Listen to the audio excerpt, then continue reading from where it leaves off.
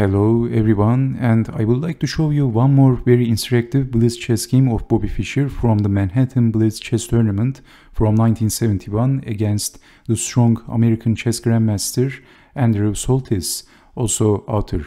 So let's see what happened in this chess game. Fischer starts the game with e4 and we have the Sicilian defense, and we are going to the Sveshnikov territory of the Sicilian defense. So this is the Pelikan and Sveshnikov variation. Bishop takes on f6, g takes on f6, and then knight to a3, pushing the pawn, bishop to c4, bishop to g7, and queen to h5. Bobby Fischer is threatening checkmate. Black castled, e takes on f5 and knight to d4, bishop to d3. So pushing the pawn and then bishop to e4. So black played rook to b8, so black can push the b pawn, and then knight to d5, queen to a5, pushing the pawn, and black has to be careful in this position. And Andrew Soltis played rook to f7. Well, let's play a random move. Can you see what happens in this position? What would you do if you had the white pieces? Can you see the best move? Then knight to e7, checking the king, only move, and then knight to g6, only move as the h-pawn is pinned. And then capturing the rook is possible, but once Emanuel Lesker famously said, when you see a good move, look for a better one. And that's one of the best chess quotes of all times, in my opinion. Bishop to d5 is the best move in this position, and black is in big trouble. So you can only interpose with a piece. So rook to f7 is a must, and then bishop takes on f7, and after capturing the bishop, knight takes on e5, check. So king to e7, and black is losing one more piece. If king goes up, capturing the bishop with check. So check and losing. Of course, black can resign. It could end it very quickly in this position. So this is why black played rook to f7. And then Bobby Fischer is unleashing an attack in the king side. So he played g4 and not wasting time with castling. Very confident. So bishop to d7, finally developing the bishop, and Bobby Fischer castled, knight to e2, checking the king.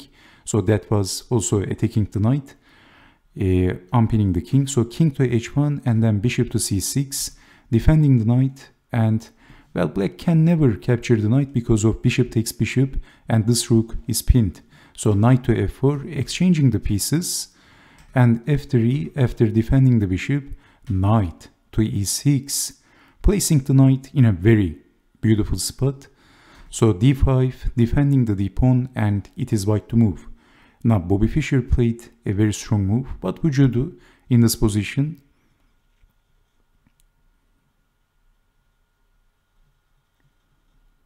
Okay, so this is the move that Bobby Fischer played, g5.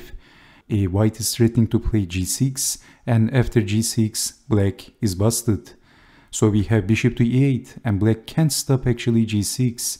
So if capturing the pawn, if f takes on g6, then capturing back with the knight and double attacking the rook and also the h-pawn. So after defending the rook, capturing, and after moving the king, knight to e6, forking the king and the bishop, and black is toast.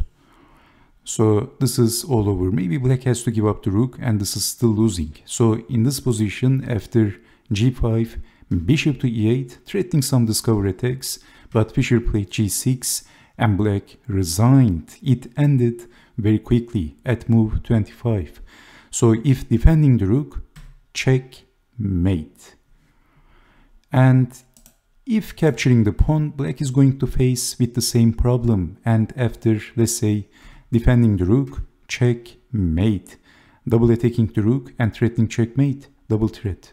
So in this position, after g6, black resigned. Black could try to h6, but capturing the rook, bishop takes on f7, and after queen to g4, this position is unplayable because white is a rook up, and this is all over. So what do you think about this chess game? After g6, Andrew Soltis resigned. You see Bobby Fischer on the left and Andrew Soltis on the right.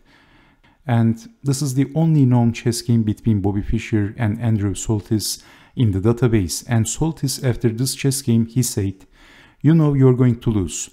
Even when I was ahead, I knew I was going to lose. Andrew Soltis on playing against Bobby Fischer. So, what do you think? Interesting, isn't it? Bobby Fischer's opponents, they were so hopeless, so desperate against Bobby Fischer. So, thank you so much for watching, and I hope to see you next time. Take care and bye-bye.